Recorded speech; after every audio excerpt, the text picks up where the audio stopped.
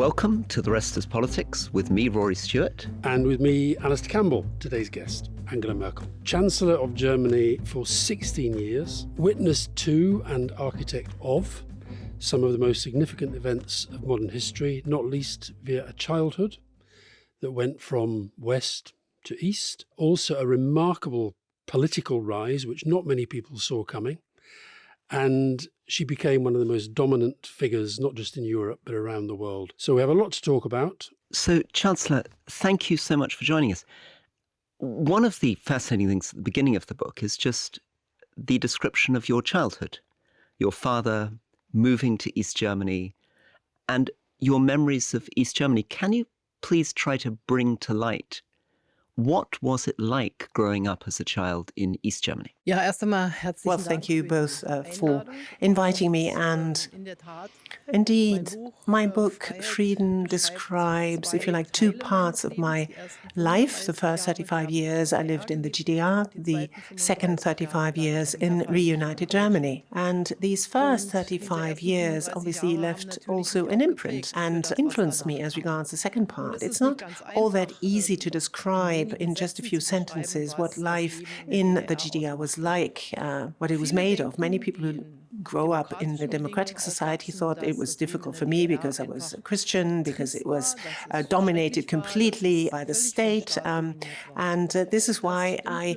call my childhood a happy one, because it was not completely true. On the one hand, we had the state that taught us to be very, very careful, very circumspect, to always try and weigh in the balance what sort of difficulties might entail certain remarks that we made in public. But on the other hand, we had safe havens, we had protected areas with our parents, with our friends, and that is what a happy childhood is all about. As a child, very early on, I learned to make a difference between the public sphere, where the state was all watchful, and the private part. This is what you do in liberal societies as well, but here it was a matter of surviving, because if you had a difficulty, if you made remarks about certain political situations, you had to learn that this might actually entail long-term and very difficult consequences. But your parents made the active decision to move from the West, where you were born, to live in the East. And am I right in reading the book that your parents were both politically to the left of you? Well, you see, my father was the one who made this decision. He was a parson. He had studied theology in what was then the Federal Republic of Germany. And even before he started his studies, he was sort of had this plan to come back to go to the East, because he felt that Christians also in the GDR needed good pastoral guidance. And my mother followed him because she loved him. It was not her wish, and for her it had actually quite difficult consequences. She had studied English and Latin. She wanted to be a teacher. That was something that she was not allowed to do in the GDR because the husband was a vicar. And so she had to assume this kind of reduced life, if you like. But the trigger was actually actuated by my father. And on the whole, my father was also enthusiastic about the liberation theology, so he was more left-wing. And then when the war came down, my mother actually became a member of the Social Democratic Party. So you could say, politically speaking, they were indeed a little bit to the left of me. And Chancellor, what did growing up in a closed society teach you about what is good about a more democratic, open society? What were the lessons you drew for later life? Well, what was interesting about the GDR was that at first you did find a lot of people who were also critical about the state of the GDR, like-minded people, if you like, who actually rejected this state. We talked less about how we ourselves might envisage a society once the war had come down, because it was fictional. It was not something that we thought was possible. So it was a very limited time in history where we had to decide, those of us, in which political direction we wanted to go once it came down. With me, it was only a few months So when you say, what do you learn in the GDR? You learn that the danger is ever present because the state imposed certain boundaries on you. So the danger was you felt comfortable with that. As scientists, for example, we said, well, if we have good conditions, if we have best computers, we would probably be Nobel Prize winners in our field. But once the war had come down and we had to sort of be competitive and were facing competitors, we realized that we were far away from actually becoming Nobel Prize winners. So this liberal society in many ways made more demands on you, more demands also on going all the way to your limits, to your boundaries. What I learned is to think of matters from the end. That's what I learned in the GDR, because if the state was not able to deliver on their promises, or if you in your work didn't deliver on your promises, then you were open to blackmail. You were vulnerable. The state security would take a closer look at you, would penetrate your private life. So it was hugely important to think of matters from the end, so to speak. And that was something that was useful later on. Not promise people the moon and then not being able to bring it to them, but to be realistic in your appraisal of the situation. Just take us back to the time that the wall fell. I mean, it's one of the most consequential events of our lifetime, and you were there. Just talk us through where you were, what you were doing. It's a very dramatic account in your book, and yet it's also quite mundane. What's happening? Well, we could feel that ever since Gorbachev had taken over power in Moscow, things became a little bit easier on you. There was more freedom of maneuver. In the summer 1989, a lot of people, as you know, fled via Hungary. The Hungarians had opened the dividing line, and there was something in the air. Nobody really knew what was happening. I came at one time from the Academy of Sciences where I worked, and I heard Schabowski saying on the radio, which I had switched on, that freedom of travel is possible. I thought I couldn't hear right. And I called my mother. I said, have you heard this? Because we had a saying. We said, well, once the war comes down, we go to Kempinski in Berlin and eat oysters. And I said, well, it may well happen very soon. And do look whether we have some West German money, and let's prepare.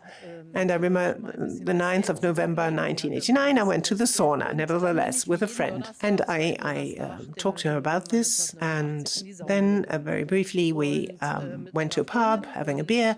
And I was actually living close to a border crossing point, Bornholmer Straße, which is where a big flow of people could be seen on the street. I saw them with my bag where I had my sauna towel and everything with me. I was also sort of joining them. And then we had somebody from the West walking up to us once we had crossed, inviting us for a beer. Then I went back home as a good citizen that I was, because in the next morning I had work and I wanted to go to Poland the week after. Didn't have my presentation ready yet, so I thought, well, you cannot go to Kurfürstendamm now. You haven't got your work. You can't go dancing there. You need to go back and try and get some sleep. But it was obviously completely impossible because it was such an overwhelming experience.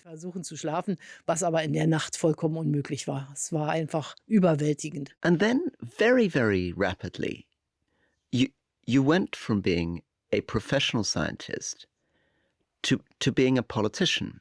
What was your first experience of what was surprising or difficult about politics when you first became a politician? Well, I think I should say in the beginning that in West Germany, I would probably not have studied physics. I also studied physics because actually I was quite good. I wasn't such a bad scientist either, but I actually was much more interested in people than in figures. But the natural sciences in the GDR actually had the advantage that 2 + 2 was still 4 and gravity was still gravity. In the natural sciences, you couldn't bend matters. You couldn't interpret it the way the party wanted. And this is why I studied physics. Later on, when I had the possibility to sort of get closer to people, understand them a little bit more, I was of the conviction we needed new politicians, not the old guard in the GDR. So I went to join one of the newly established parties, Democratic Awakening, And the first thing I did, however, was being sort of a service person, sort of looking after the computers. Then, because they didn't have a press spokesman, became a press spokesperson for their party. Then later on, deputy spokesperson for the then GDR government. But I was more, if you like, doing the service routine for the politicians. And I looked at matters, observed matters until German unification was achieved. And I did not always I did not always go in line with those for whom I worked. And I thought, well, maybe I should be a candidate. I was looking for a constituency. And then what was difficult to me at first was to always say the same thing. Because as a politician, you have to repeat. And only then people understand, they become accustomed to your ideas. And as a scientist, the exact opposite is what is expected from you. Each and every presentation needs to contain a new element. In the beginning, I had a very hard time talking at all, 5 or 6 minutes maybe, and then everything as I saw, all the important things were mentioned. But then later on, I was actually shocked to hear myself speaking for a longer period of time. So that was interesting. Your very first election with the Demokratische Aufbruch, your party got 0.9%. So is that why you ended up moving towards a more successful party like the Christian Democrats? It was obviously a huge disappointment because their political program was something, and their platform that I was completely convinced of. Social market economy combined with an environmental approach. But people voted for parties. I mean, they all saw West German television during the GDR times, so they were voting for parties they were familiar with. The CDU, for example, was a so-called bloc party that was somehow affiliated to the SED. But people knew Hermut Kohl, so they didn't really choose the CDU. When they saw CDU, they thought of Kohl. Many of them. But then something happened that I think was a very intelligent move by the Western CDU, because as partners in the election campaign in 1990, they did not only sort of incorporate the CDU, but also the so-called DSU, Democratic Social Union, a little bit similar to the Bavarian CSU, and Democratic Awakening. So we felt like those who had stood up, the new ones, the decent ones who were not part of the bloc parties, and so we could survive this time. We were then actually merging with the CDU, and then at the unification party, we became the whole CDU. So, Chancellor, you were very unusual to be a leading politician who'd grown up in East Germany.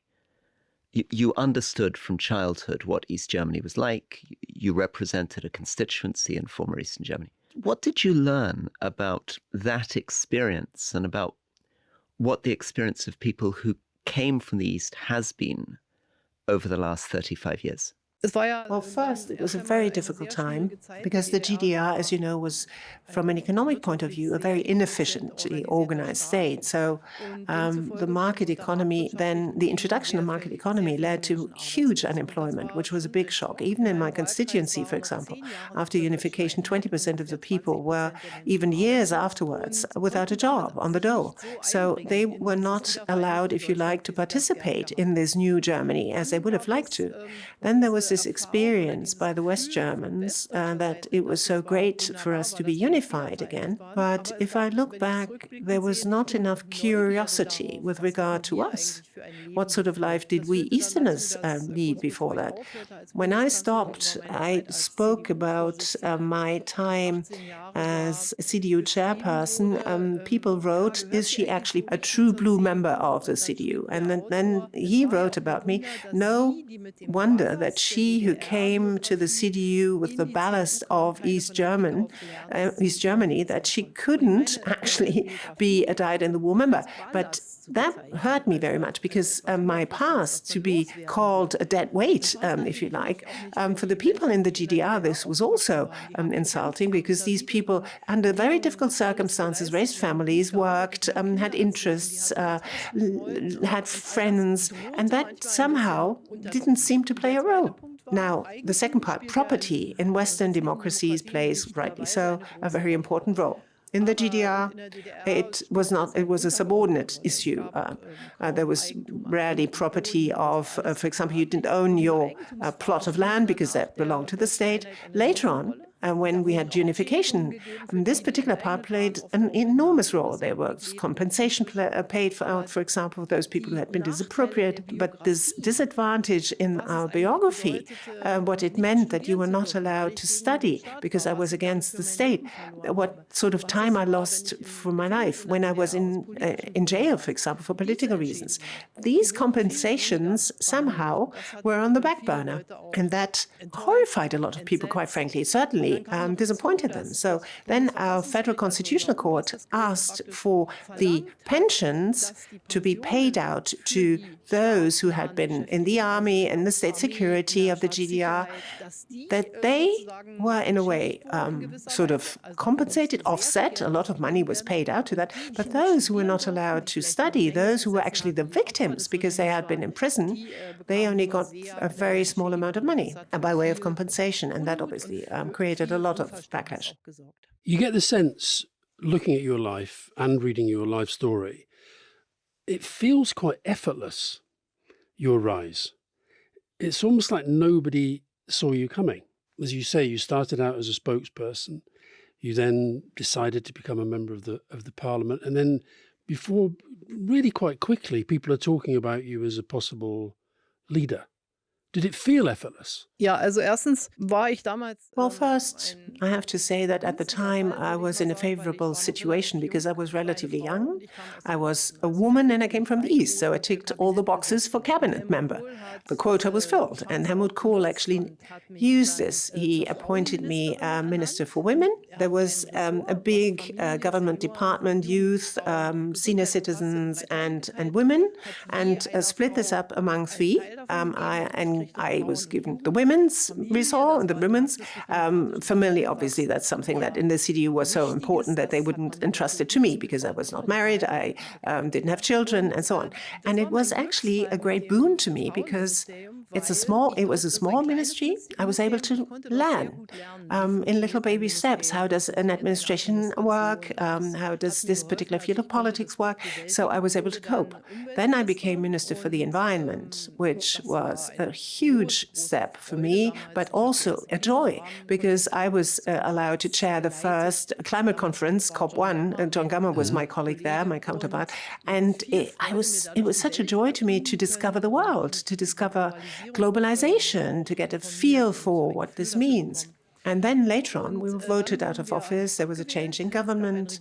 And it was such a stroke of luck that Wolfgang Schäuble appointed me Secretary General. So that made it possible for me to get the party better, to also be a little bit creative in my profession. And then when the party donations scandal erupted and Kohl was embroiled in that, I think that was probably the beginning of my then success story later on. I wrote an article in the Frankfurter Allgemeine Zeitung that clearly called out what I thought was not only a mistake, but an offense in a way.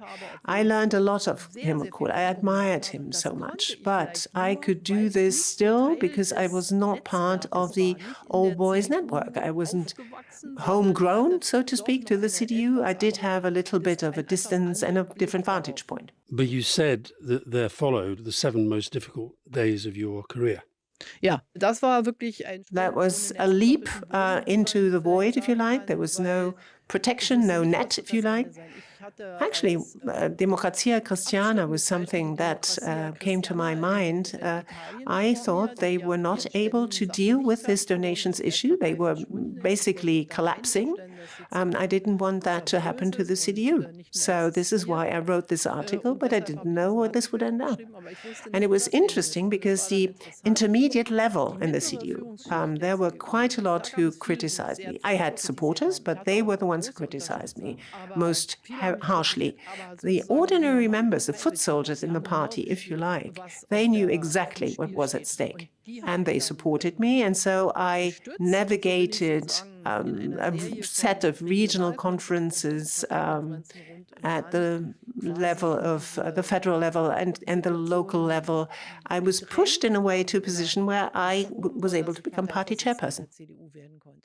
Sometimes people think of you as being quite sort of cautious and risk-averse, but often in your career you show real political courage. You take risk. And I notice at times when you could have just been quiet, you actually decisively criticized Hermut Kohl, you criticized Gerhard Schröder, you sometimes took even positions in the Washington Post. So you were not afraid to assert yourself sometimes.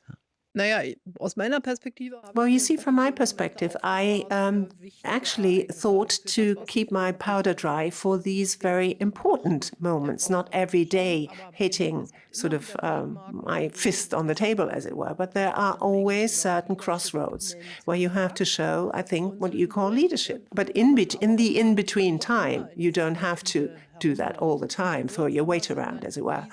But there are moments like this, and it's nice of you to say so, because sometimes people say, they accuse me of never actually coming up with any kind of decision, but sometimes I did.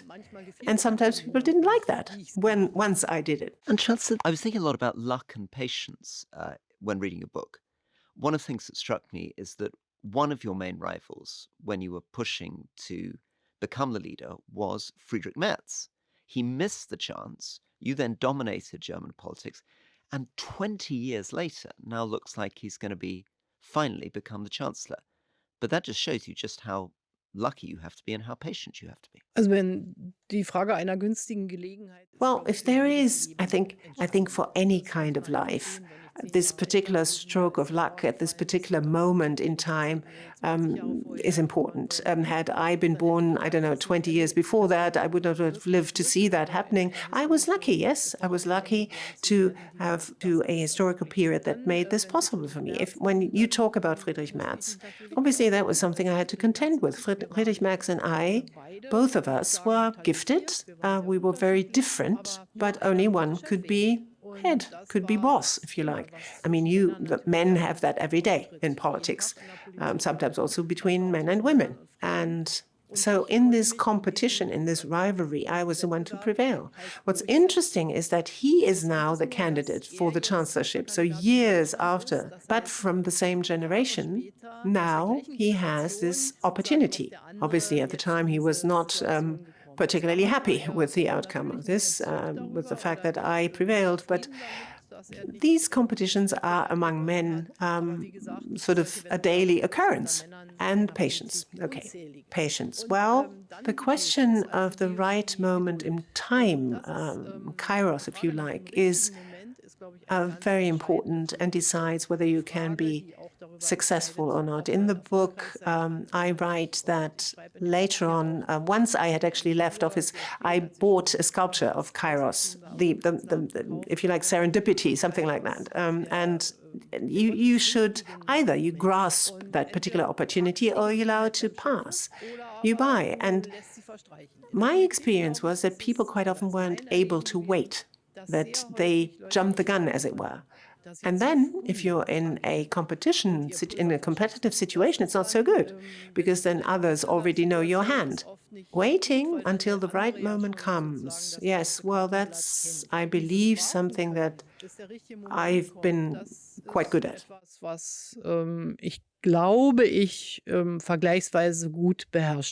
Rory mentioned Merz, and if he becomes Chancellor, it's because Scholz is in considerable trouble. We're speaking with a pretty big political crisis in France. You say in the book, without Franco-German cooperation, nothing works. What's the state of the Franco-German relationship today? I believe that Franco-German cooperation is a political one, but it is also rooted in our history. In the experience that if we work against one another, we have always invariably brought trouble and suffering over us. In France, the situation is anything but easy right now. Also in Germany, there's a new election. I don't want to comment.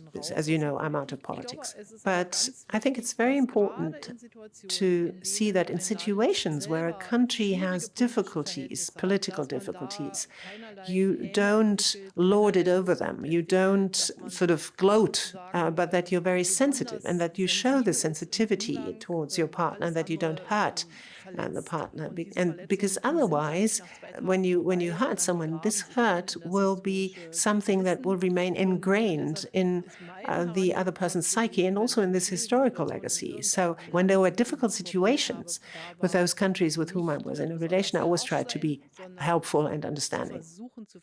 What is your memory of your first month as Chancellor? What was it like arriving, sitting at the desk, and suddenly being in control of this incredible range of things? Well, after my election and when the coalition was put together, briefly before I gave my oath of office, I was hugely doubtful whether I was able to do that. But once you're elected, once you're in this position, and when you thought about this hard and long before that, usually it works. And it was, obviously, I had a very full agenda, very full calendar. I was traveling. What's so great was that I had so many people in logistics, in preparing, in giving me good papers. I didn't have to find out all the facts for myself. That supported me enormously. I had great people to ask questions to and was getting good answers. So that was very good, but it was also necessary because there were still so many decisions left that you had to make every day. So my day was rather full. I loved to do that. I loved doing that. And then after a brief period of time, I think I found a good rhythm. I had time from time to time that I made for myself to read and to have some leisure time, because otherwise you're always busy, you know, you're restless, you don't have any idea anymore what's important and what not. So trying to keep for myself this certainty what is important and what not. You said that you didn't feel any joy, you felt immense pressure. Druck gab's auch. Yeah, there was pressure as well, but not all the time. I don't know where I said that in the book, but obviously there was pressure. I mean, think of the global financial crisis. I must say, from my point of view, it was incredible how we could get there. I came from the GDR. I knew the command economy. I was so happy that we had social market economy finally. And then the banking sector creates such a drama, shows no sense of responsibility, is sort of putting fire to the whole world. And then all of a sudden, all of the states needed to step in. All of a sudden, everyone was calling for the state with huge programs. We had to help the banks and prevent that huge masses of people lost their job. And I was so disappointed about their lack of responsibility, of a sense of responsibility. That was a tough hour. I felt a lot of responsibility there, a lot of pressure. There were very different cultures, very different, a clash of civilizations. If you had also the British under Gordon Brown, you had the Americans. They always spent money as if there was no tomorrow. And I said, what about the debt burden for future generations? And we lived through the Euro crisis very quickly because there were a number of countries who lived above their means, who incurred enormous debt. And there was pressure. Ja, da gab's eben auch Druck. You've talked about the financial crisis. What were looking back, the three other biggest moments or decisions during your time as Chancellor? Ja, da kamen also die Well, certainly the global financial crisis, the Euro crisis, and the flows of migration. Brexit, an incredible event from my point of view. I hadn't bargained for that. I would never have thought this possible. And then COVID, obviously. The pandemic, I suppose, was probably in many ways the toughest, because I always said it's actually imposed so many things on people in a democracy when you have to limit their freedom of movement just to save lives. And, sorry, something I forgot, Ukraine, the war of aggression, which actually happened after my term had ended, but the annexation of Crimea happened during my term, and the Russian interference in Donbass. That was something that showed very clearly that this hopeful path of 1990, that finally Russia would be part of a more open world. But this, unfortunately, was not as successful as we had hoped. We'll come back to Ukraine, but just sticking with Brexit for a moment. You said this about David Cameron. You said that he made the situation worse when he left the EPP, the European People's Party, because it was, quote, too pro-EU. He therefore put himself in the hands of those who were sceptical and was never able to escape this dependency. He demonstrated in textbook fashion the consequences that can arise when there's a miscalculation from the very start. And you also say you feel tormented about Brexit. Is that both an admission that you think maybe you could have done more, but also contained within it a feeling that Britain was on this path whether we liked it or not? Also erstens glaube ich, dass Well, firstly, I think that political action, one political measure actually also entails another one. So if you take a political decision not out of a free will, and what I say about David Cameron, I worked well together with him, is my opinion. He may see it differently, but I had the impression that he had actually delivered himself into the hands of those who were skeptical towards Europe and who was asking for more and for more and for more again, all the way until the referendum. Maybe under different circumstances, one might have thought it can be won, because it was, after all, not a landslide win for the Leavers. Question, could one have done more? Well, it's a question I ask myself time and time again. But I do think we actually tried to accommodate David Cameron at the time and Britain. And people were laughing about us when Tony Blair, it was about the Posting Workers Directive. You allowed people from Central and Eastern Germany coming into the country and pick up work immediately, and we had transition periods. It helped you in your economy. The economy boomed. Later on, it was a burden because the families lived here. You had additional cost. We didn't do this, and maybe in a way we were therefore had less rapid growth for a number of years. But allow me to conclude by saying it would never have been enough for those who simply didn't want to be a member of the EU. So, yes, the European Union quite often is very bureaucratic, which is why I, was so sad about Britain leaving, because you were always making the point of competitiveness needing to be there. And that's also something I write, I felt abandoned. I mean, your country is such a great country. Also, you're globally important. Churchill gave a speech in Zurich, you're part of Europe, and all of a sudden, such a country is leaving the European Union. I felt disappointed and abandoned, yes. But, for the British, this didn't play a great role. I mean, you live here. Yeah. What happened to the foreign policy ambitions of the EU? So 2004, many new countries join. And then really the next one, or the last one, is Croatia. There are all these countries waiting to join. And it feels as though maybe there was not much flexibility and imagination in the end with David Cameron and Theresa May on Brexit. The Western Balkans, Serbia, Kosovo, Republika Srpska have been stalled. The Caucasus, Georgia has not been dealt with. What's happened since over the last 10, 15 years? Why has Europe not been able to use the opportunities of the European Union or the single market to try to resolve these problems? Naja, einerseits hat die Europäische Union schon. Well, I think on the one hand, the European Union did use its advantages, particularly of the internal market, because I think otherwise we would all be much weaker. We also, I think, concluded sensible trade agreements with certain parts in the world, which is important too. But through the accession of the Central and Eastern European countries, the Union has become much more complicated with different traditions, also as regards the relationship with Russia.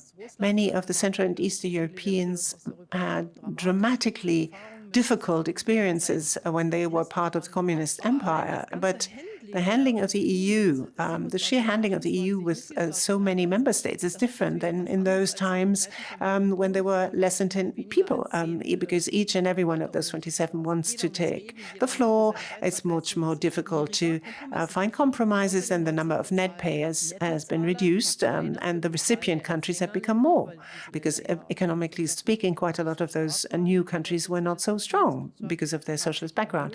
So things have become more complicated, more costly, and we promised a lot. To the countries of the Western Balkans, we promised that they would be member of the EU. None of them is member of the EU. And so there's a lot of disappointment out there. And I was very careful in what I promised them. They always, the Central and Eastern European countries, wanted to have their comrades with them, wanted to have the others with them. But I always said, let's be careful there. Let us not overstretch the Union. And it's most important that the Western Balkan countries are not disappointed, that they get a decent chance. Redliche Chance bekommen. Can we talk about Putin? So I first met him with Tony Blair in the last century. And I often wonder about whether he has changed or whether we just got him wrong in thinking that he was going to become a much more Western-orientated Russian leader. What's your sense of the various stages of Putin that you've seen? Ich glaube, dass wir uns vor Augen führen müssen. I believe that we have to look at how the fall of the war, what sort of repercussions that had on Russia. And with the fall of the Soviet Union, Russia obviously lost a lot of its importance, its weight. And Russia has not been able, under freedom, to develop so successfully its economy as many other countries were able to do. With Putin is somebody who, as a president, was seen by the Russians to lead them out of this chaos. The fact that the economy was collapsing by transitioning it to market economy. They wanted people to get their wages, to work against inflation, where not everything is eaten up by 50 to 60% of inflation. And Putin, and I think that's something that he was actually quite clear about from the beginning, this incredible sentence that he said, the worst event to him was the collapse of the 20th century was the collapse of the Soviet Union. And I said, quite frankly, I thought Nazism and National Socialism was the worst event of the 20th century. But he wanted to turn Russia into an important power again. That was what he was after all the time. And I think he didn't know that much about economy, about economic prosperity. So very quickly, he resorted to restoring this strength with methods he had learned as a KGB agent. He was actually able to domesticate, if you like, the oligarchs, to tame them. They were allowed to operate, but only under him. Sie durften Geld verdienen in Russland, aber unter der Bedingung, dass sein politisches Primat, seine Herrschaft anerkannt wurde. But was that always the plan? Soweit würde ich sagen, war das der Plan. I think that was his plan. He looked very closely at how matters developed in the 90s, and he knew exactly what he didn't want. But he doesn't understand, or maybe he didn't want to understand, what an enormous boon freedom can be, what enormous luck.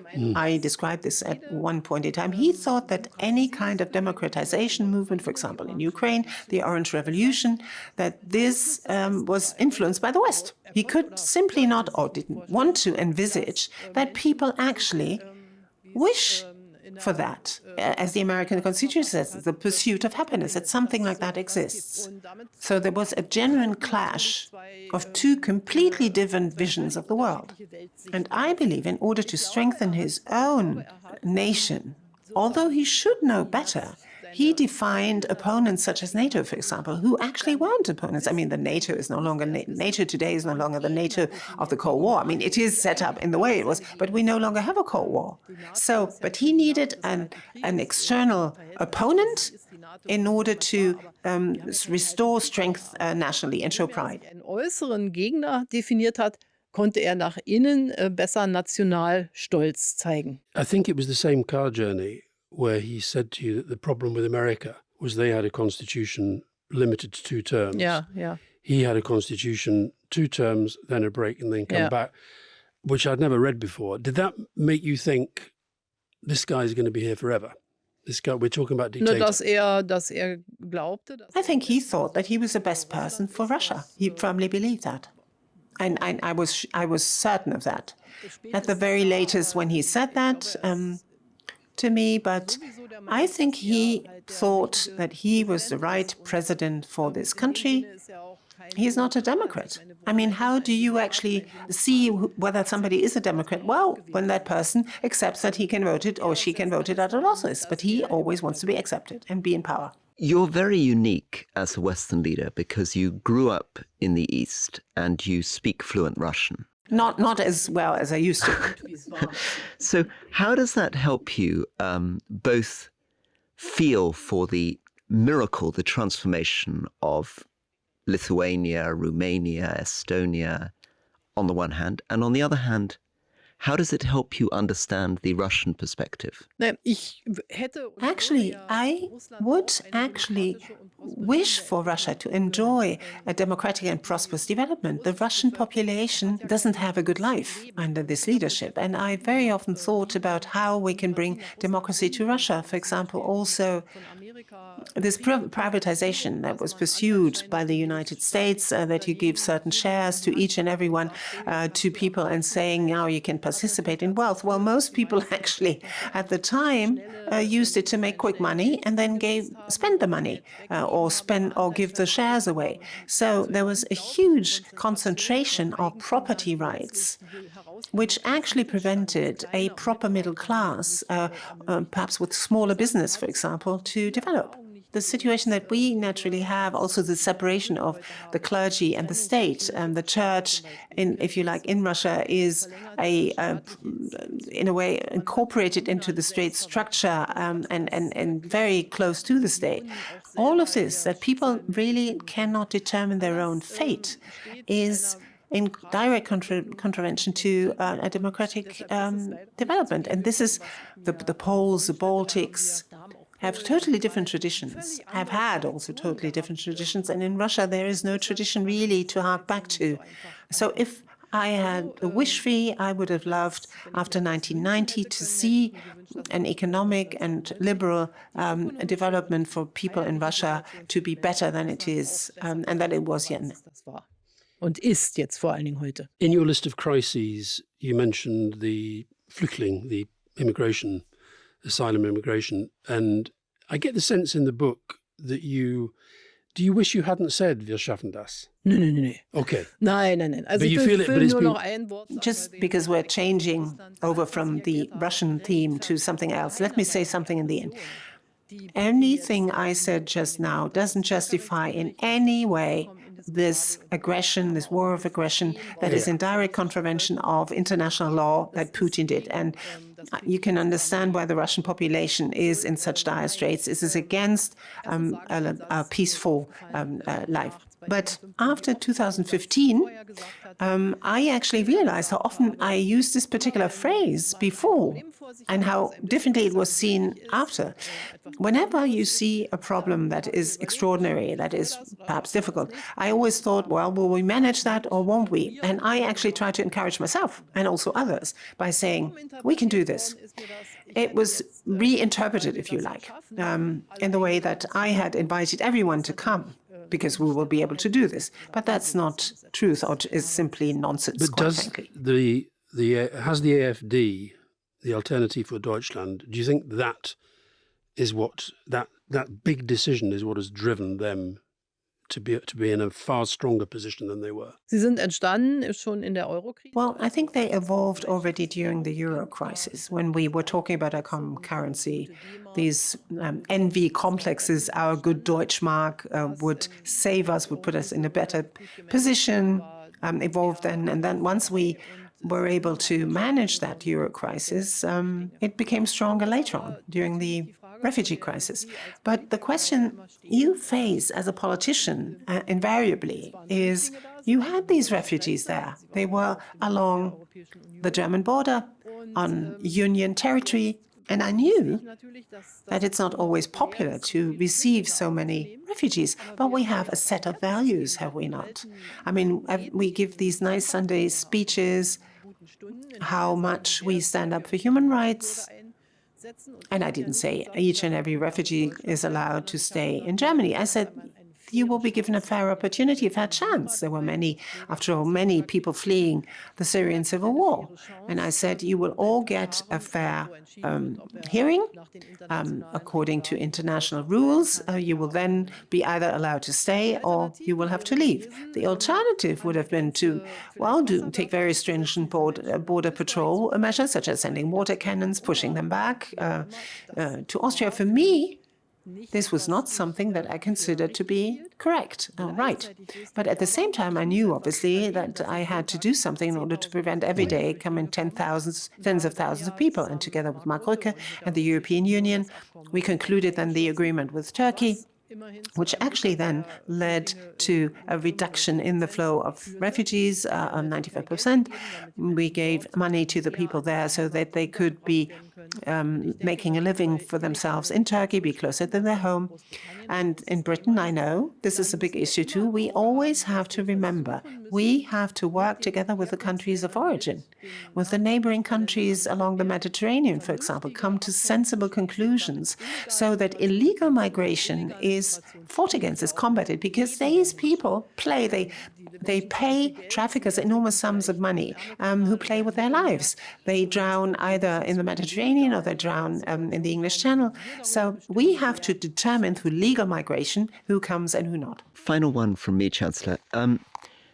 There are many different people in the new Donald Trump government, but they all agree on one thing. They all agree that the number one enemy is China. They are describing a world in which the United States is going to be in a Cold War with China. What is your analysis of this way of describing the future of the world? Well, my analysis is that I would very much argue, although China does have a different political system, to see to it that China is included in a rules-based international policy. I mean, for 4 years, I've had the experience to work together with Donald Trump in the previous Trump administration. They don't like multilateralism all that much. They're more transactional. They do deals between two partners, but with international organizations that actually have been established to come to multilateral results is not something that they appreciate greatly. So that makes it so difficult. I do think that China's aggressive, at least in part aggressive ambitions need to be contained. When I think of the South China Sea, for example, we have to work for free trade. But, if China is actually doing something good, and they have achieved enormous things over the past few years, we mustn't say we don't want this, because then perhaps a country is evolving that wants to be just as important as the United States of America. That would not be okay. The big issues, the big challenges of humankind. I mean, nobody seems to be talking about climate change and the challenges that entails, but we will only be able to contend with these huge challenges and master them with somebody such as China as the biggest emitter. You wrote the book before the American election, and in the book you make it very, very clear that you were passionately hoping that Kamala Harris would win. She didn't, so we now have 4 more years of Trump. What do you think that means for the world, the fact that he won, what he might do? And can I ask you specifically about how it relates to Israel and the Middle East? Because that's something I know you have cared very deeply about all of your life. And I just wonder whether you see any hope in what's happening in the Middle East right now. Well, here in your podcast, I will not make any sort of predictions about what the Trump presidency too will look like. I can only say from my experience of these 4 years that I think he does know that cooperation also, and in particular with the European Union, within NATO, is not only good for us, but also good for the United States.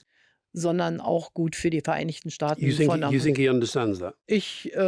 I do think that he does. I hope so. Anything else would not be good for the US. He wants, after all, the United States to be important, to be great. And the transatlantic partnership makes America also greater. Sometimes they say we are the only beneficiaries, but that's not true. If you look at the map of the world, if you look at the sheer dimension of challenges, there are very, very good reasons for the United States of America too, for Europe and the European part, to be needed by them. The Middle East. If you look at the Abraham Accord, that was actually something that improved the situation, the relationship between the Arab world and Israel. And I'm a little bit afraid that this terrorist act of Hamas on the 7th of October actually wanted to prevent any further rapprochement between the Arab states and Israel. Something terrible happened. Everything is destroyed. So I'm not altogether certain what the United States will be doing. I hope it will be possible to ensure the security of Israel on the one hand and to uphold the right of existence of Israel, that it is no longer put into question by countries or organizations, by countries such as Iran. We need to work on this. But Arab states that no longer see Israel as the number one enemy are very important in this overall concert of nations. And I wish for the Palestinians too to enjoy a peaceful and quiet life. I think it will only be possible if there is a two-state solution, although it becomes ever more, due to the settlement policy, ever more improbable. But I think Israel is a democracy. Not everything is Prime Minister Netanyahu. There's a vibrant civil society there. So I do hope that Israel will chart a good course for its future, and Germany will always support Israel in this. To conclude, what do people not understand about the internal experience of being a politician? What was it like emotionally, and what do people not understand about what it was like to be Chancellor? Ich will mal sagen, there are so many people, let me say, who are standing up for something important. Researchers, for example, who develop vaccines, people who every day care for people in older age homes or other places. Everyone is giving his or her best. And for me, it was always a service I rendered to the people, allow them to follow their passions. As a politician, however, that's the difference, is permanently in the public eye, and that has good and bad sides to it. It was important for me to create a certain safe haven for me, a protected area. I never did home stories, for example, because then that you cross a boundary that would have limited my scope as well. But to take my work seriously as a politician, we have a huge task. We should make life more pleasant to our voters. We should know what they want from us, and we should contribute to their wishes becoming true. A peaceful life, that is what most people hope for. So each and everyone who gives does his or her own bit to society does something similar as politician. It's a wonderful profession, but it's not the number one profession, I would say. Well, thank you so much for all of your time. The book is called Freedom. Danke sehr. Bitte schön. Thank you so much. Bye-bye. Alastair, firstly, so privileged to be able to interview her. Secondly, I noticed she's the first person I've ever noticed that you call Chancellor. You just call her Chancellor Merkel. Now, usually you're a real one for democratizing first names. Do we detect to some extent you actually are slightly more intimidated by her than you are by most leaders? I was intimidated by her predecessor, Hermut Kohl. She wasn't. I mean, I thought it was fascinating. I had it on my list, the article of things we must raise, the article she wrote about Helmut Kohl. And the headline was, Kohl, your time is up. Yeah. Which, Helmut Kohl, this giant. So no, I was intimidated by him. I wasn't intimidated by Angela Merkel, but I learned something about her last night that makes me understand how you have to be quite formal with her. So the book has been co-written with a woman called Beate Baumann. And Beate Baumann is people going about me and Tony Blair or, Bernard Ingham and Margaret Thatcher, whatever. Beate Baumann is unbelievably close to Angela Merkel and has been so since 1992. She's not very well known because she hides away. But they still call each other Sie. Well, which is the more formal. The more formal. They talk to each other, even though they've been through so much together. And it's clear from the book, she absolutely trusts Beate Baumann's judgment as much as anybody else, apart probably from herself. And yet she calls her Sie. And yet I noticed when she was talking, I know you had the headphones on, when she was talking about you, as in one, Yeah. she does the do Right. bit. So that was interesting. So no, I don't find it intimidating, but I think she's worthy of a lot of respect. Well, it's interesting, isn't it? Because we didn't get into this much, but there's a theme. She's a child of a clergy person, a clergyman, in the same way as Theresa May is, in the same way as Gordon Brown is, and also a little bit like our interviews with Nancy Pelosi, Rosa DeLauro. That also meant she grew up in a house with community everywhere flooding in through the door. That sense of really being absorbed in sort of civic politics before she became a politician. Yeah. Do you see a sort of commonality between those people? Does it sort of form a particular type? I mean, would I be right in saying that actually all those people we've mentioned are slightly more on the introspective side of politics? There might be, but I think she said it in one of her answers about, a doctor sees his job as being in public service, and she sees her role as a politician as being in the service of the public. I think she does think like that. I think a lot of politicians don't think like that anymore. I think it's about the game and it's about the up and the down. And it's so obvious she doesn't get into that.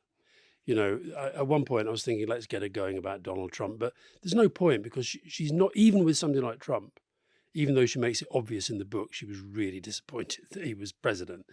She's not going to put the boot in. Yeah. I read to her what she said about David Cameron, but her immediate response was to say something nice about David Cameron, with whom I worked so well together.